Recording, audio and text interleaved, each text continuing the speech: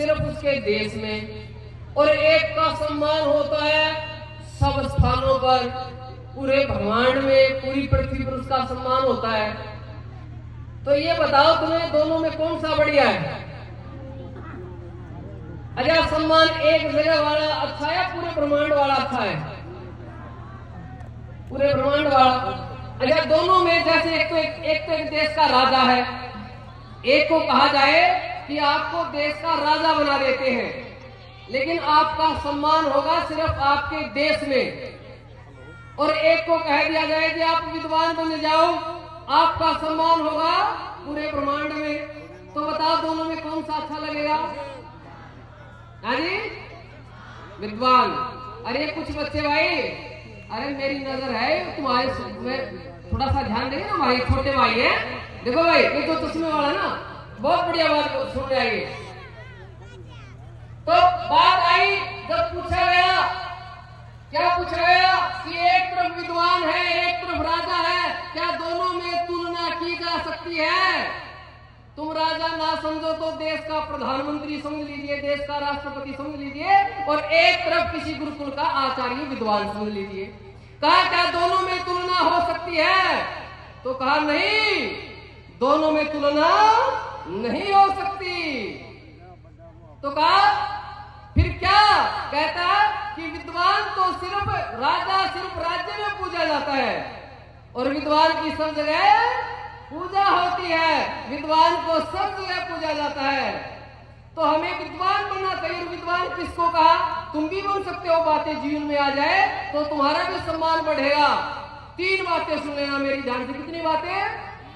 3 बातें जिसने अपने जीवन में धारण कर ली उसका जीवन विशेष हो जाएगा। क्या कहा? कि जो प्राय स्त्री को मातृवत् प्रदारेषु प्रदर्वेषु नोष्ठवत् आत्मवत् सर्वभूतेषु यह पश्यति सा पंडित है। कहता जो प्राय स्त्री को मां के तुल्य देखता है, मां बहन के समान देखता है। आपकी कक्षा में, आपके स्कूल में आते जाते जो भी लड़कियां पढ़ रही हैं, कहीं भी मिलती है, जो उनके अपनी बहन की दृष्टि से देखता है, अपनी मां की दृष्टि से देखता है, पहला गुण उसमें ये होना चाहिए। दूसरा क्या कहा? दूसरा कहा कि जो दूसरे के धन को, भाई जो बच्चे बीच में बैठे ना, देखो इनको बीच वालों कहना बहुत बढ़िया बच्चे हैं, थोड़ा सा ध्यान दे, है ना, थोड़ा सा ध्यान दे, बहुत अच्छा है। देखो गुरुजी आपको कितनी बढ़िया जगह लेके आए हैं। तो दूसरी बात कही कि जो दूसरे के धन को मिट्टी के समान देखता है। आप आजकल लोग क्या करते हैं? दूसरे के धन को हड़पने की कोशिश करते हैं, 5 के सामान को 50 का बेचते हैं, दूध में मिलावट कर देंगे, है ना, और कहीं भी कुछ पड़ा हुआ तो उसको उठा लेंगे, चोरी कर लेंगे, सोचेंगे दूसरा मुझे ये दे दे, वो दे दे। जो दूसरे की धन में नियत रखते हैं, ऐसे व्यक्ति कभी भी विद्वान नहीं कहलाए जा सकते। कहता जो दूसरे के धन को मिट्टी के समान देखे, रास्ते में 100 रुपए पड़े तो पड़े रहने दो, मेरे लिए मिट्टी, मेरे लिए रुपए नहीं, मैं नहीं उठाऊंगा, मुझे नहीं उठाने, जिसके होगा उठा लेगा। और जो दूसरे के धन में लालच करता है उसकी गति पता है कैसी होती है? छोटा सा उदाहरण देता हूं। एक बार एक व्यक्ति ट्रेन में बैठा था और उसके पास एक 5 का फटा हुआ नोट था, नोट चल नहीं रहा था। स्टेशन पर एक ने आवाज दी, आपकी ताजा खबर, ताजा खबर, 5 का अखबार। उसने देखा कि अब मौका आ गया नोट चलाने का। जैसे ही ट्रेन चलने लगी तो उसने आवाज दी अखबार वाले को, भाई साहब, भाई साहब, अखबार वाले, अखबार वाले। अखबार वाले ने देखा और उसने अपने 5 के नोट को थोड़ा सा मुट्ठी से बाहर कर लिया जो साफ था। अखबार वाले ने देखा भाई ये तो अखबार मांग रहा है, उसने अखबार दिया और 5 का नोट चलती में स्पीड से लिया। 5 का नोट लेकर देकर के अखबार लेकर के सीट पर बैठता, ट्रेन में कहता भैया तो चला दिया। बोले क्या चला दिया? अब 5 का फटा हुआ नोट था वो चला दिया, वो चलने का नहीं था। उधर से अखबार वाले ने आवाज मार लिया, तो बना दिया, क्या बना दिया? मूर्ख, कैसे? कई महीने पुराना अखबार था वो दे दिया। दोनों खुश हैं पर किसी के पल्ले कुछ भी नहीं है, लेकिन परमात्मा तो गड़बड़ करने का भी दंड देगा, भले हाथ कुछ ना लगे।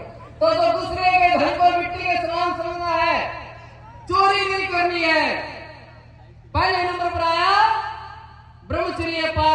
की माँ बहन को अपनी माँ बहन, और तीसरे नंबर पर आता आत्मवत, कहता दूसरों के साथ वो व्यवहार करो जो तुम खुद के लिए चाहते हो। जब तुम खुद के लिए जैसा चाहते हो वैसा व्यवहार करोगे तो आपका जीवन श्रेष्ठ बनेगा। मैं चाहता हूं मैं किसी पर, कोई मुझ पर क्रोध ना करे और मैं किसी पर खामखा क्रोध करता रहूं। मैं चाहता हूं कि लोग मेरे साथ धोखा ना करे और मैं किसी के साथ धोखा करता रहूं। मैं चाहता हूं कोई मेरे बैग से पेन ना निकाले और मैं किसी के बैग से निकाल लूं, तो गड़बड़ हो गई ना। तो जैसा मैं मेरे लिए चाहता हूं वैसा मैं दूसरे के साथ करूं, तो यह आत्मवत व्यवहार। 3 चीजें जीवन में धारण कर लेना। पहले नंबर पर ब्रह्मचर्य चरित्र, वैसे सारी चीजें चरित्र में आती है।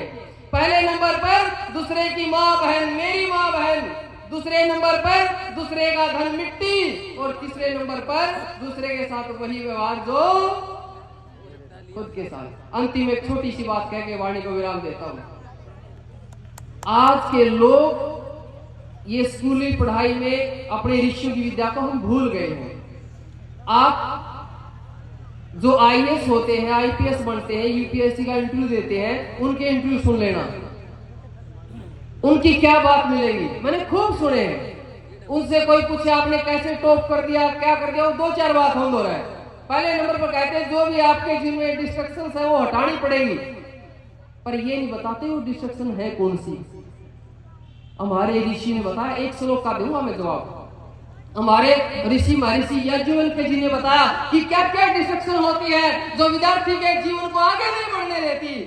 तो महर्षि याज्ञवल्क्य जी कहते हैं, अहेरि गणाद भिता सम्मानार्थ नरकादि है राक्षसी है स्त्री है सब विद्यावती अच्छी।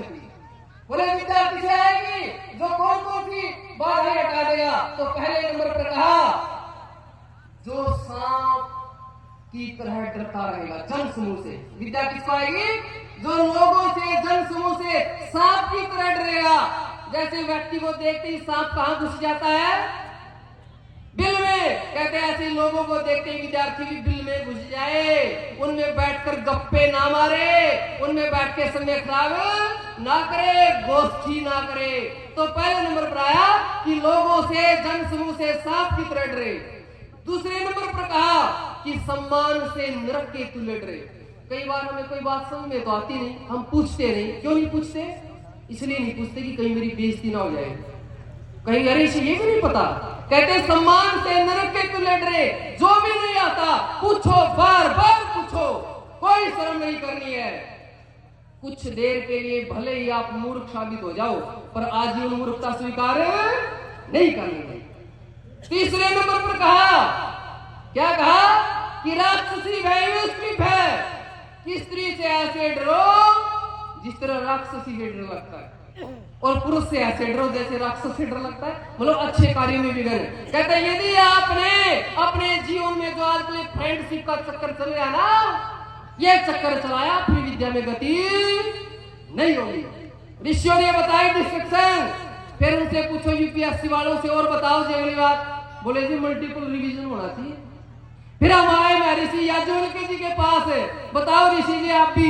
महर्षि याज्ञवल्क्य जी ने तो ये भी बता दिया कितनी बार करना चाहिए। उन्होंने ये नहीं बताया कितनी बार करना चाहिए, कितनी बार में विद्या समझ में आएगी, कितनी बार में विद्या ठहरेगी, और कितनी बार करेंगे तो अगले जन्म तक रुकेगी, ये भी बताया महर्षि याज्ञवल्क्य जी ने। फिर इनसे पूछा जी और बताओ। तो इन्होंने कहा कि आपको इस फील्ड में आना है तो आपके अंदर कंसिस्टेंसी होनी चाहिए, निरंतरता होनी चाहिए। पर निरंतरता कैसे होनी चाहिए ये नहीं बताया। इसके बारे में फिर महर्षि मांडुक्य जी आए, उन्होंने बताया कि एकाग्रता कैसे, निरंतरता कैसे रखनी है। जिस दिन मूड नहीं पड़ने का, मन नहीं पड़ने का, उस दिन कैसे एकाग्रता रखनी, निरंतरता रखनी है, ये महर्षि मांडुक्य जी ने कहा। फिर बात आई जी किसी दिन उत्साह गिर जाए तो क्या करें, फिर महर्षि याज्ञवल्क्य जी आए। ये सारे श्लोक बताने का समय नहीं है, वरना मैं कहता हूं एक बात इधर से उधर नहीं है, एक बात भी। और विद्यार्थियों, मैं तो कहता हूं आपके गुरुजन आदरणीय जयदेव जी, हमारे महिपाल जी, और आए हैं बबरूवान जी, हमारे जो सभी गुरुजन हैं इनको मंच पे भी बुलाएंगे, सम्मानित भी करेंगे। मैं तो कहता हूँ कितना सौभाग्य है कि तुम्हें गुरुकुल में लेके आए। कितना सौभाग्य तुम्हारा, ऐसे स्कूल में पढ़ते हो तो अपने गुरुजनों का लाभ लो, गुरुकुल में आना जाना रखा करो। आचार्य जी तो जब तैयार रहते 4 बजे पढ़ाने लग जाते हैं, 4 बजे उठते ही। तो आप सब विद्यार्थी इस चीज में भी रुचि ले, शास्त्रों की बातों को समझे और अपने जीवन में 3 बातों को विशेष, और आपको कुछ पुस्तकें भी देंगे। तो बहुत बहुत धन्यवाद आप सभी का। और मैं फिर निवेदन करता हूं, और आचार्य जी का भी विशेष ये जो कार्यक्रम हुआ है प्रतियोगिता, मैं थोड़ा सा इसके बारे में 1-2 शब्द रखता हूं।